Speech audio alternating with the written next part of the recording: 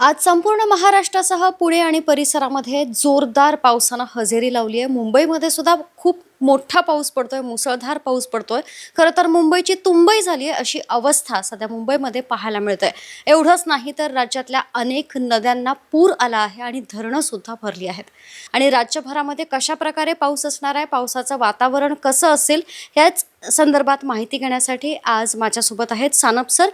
Sir नमस्कार. सर्वात आधी पुण्याबद्दल काय सांगाल, की पुण्यामध्ये कशी स्थिती आहे आणि हीच स्थिती किती दिवस कायम राहील?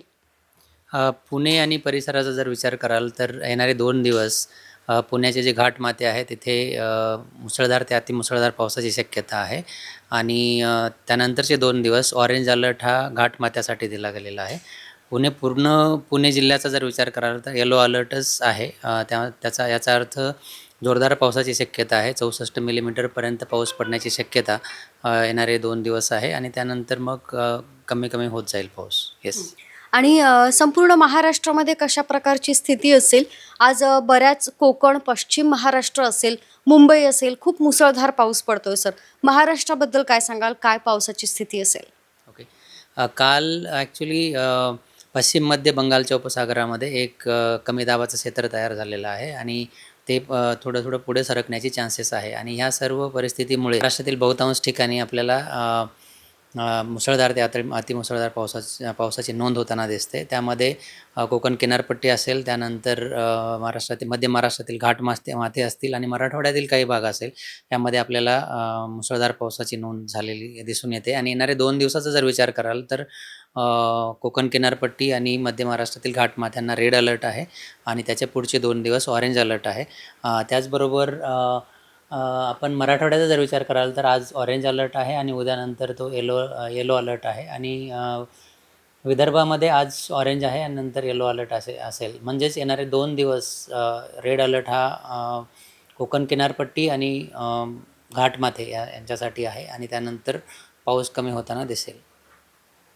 सर जे रिजन आहेत, तर ह्या दिवसांच्या वाईज रिजनमध्ये कसे चेंजेस होत राहतील? येस, आपण इथं बघू शकता. आमचं प्रादेशिक हवामान केंद्र मुंबईकडनं दिल्या गेलेल्या वॉर्निंग्स आहेत. यामध्ये आपण बघू शकतो की किनारपट्टीचे बहुतांश जिल्ह्यांमध्ये रेड अलर्ट आहे. त्याचबरोबर जे किनारपट्टीचे ते जे घाटमाथे आहे मध्य महाराष्ट्राचे, त्यांनासुद्धा रेड अलर्ट आहे.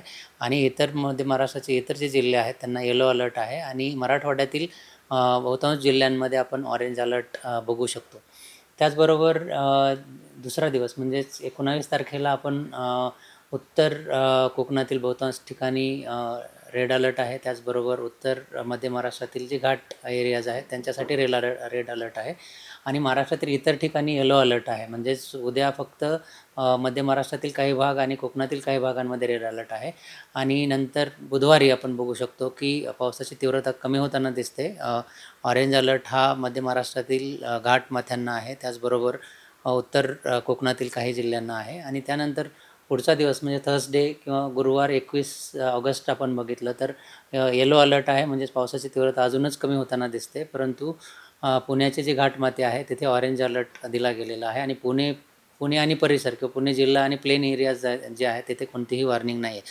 म्हणजेच हे जे वातावरण आहे हे येणारे 2 दिवस जास्त तीव्र असेल. त्यानंतर हळूहळू पावसाची तीव्रता कमी होताना आपल्याला दिसेल.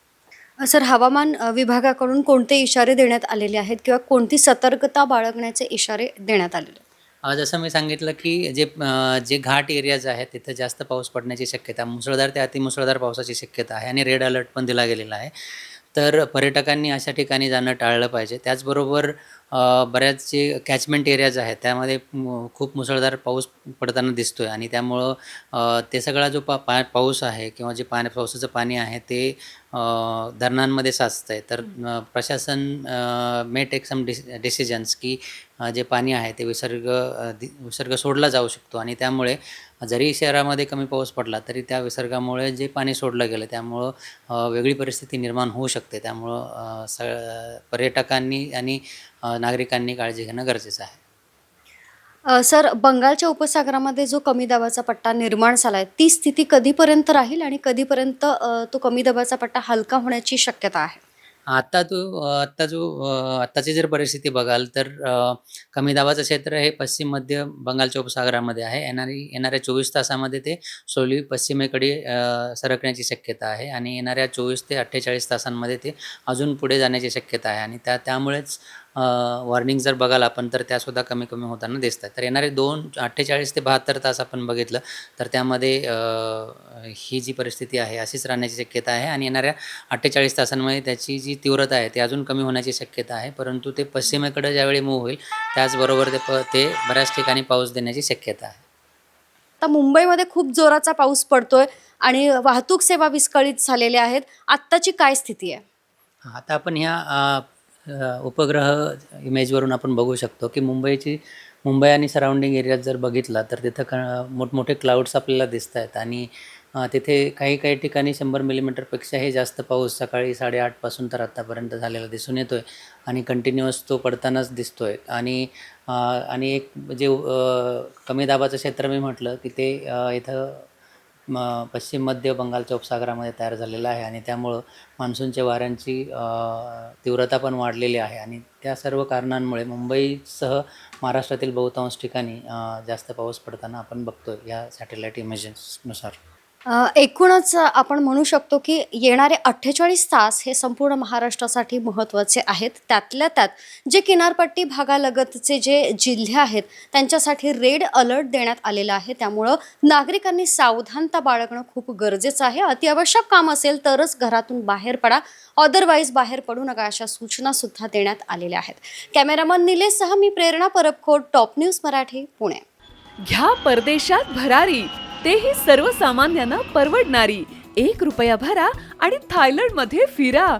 सचिन इंटरनॅशनल घेऊन आले आहेत जगातली सर्वात स्वस्त परदेश टूर. पूर्ण 5 दिवसांचं पॅकेज आता फक्त ₹32,999 पॅकेजमध्ये विमान प्रवास, हॉटेल, ब्रेकफास्ट, ट्रान्सपोर्ट आणि प्रेक्षणीय स्थळे. सचिन इंटरनॅशनल 18 वर्षांपासून पर्यटन क्षेत्रातील एक विश्वसनीय नाव.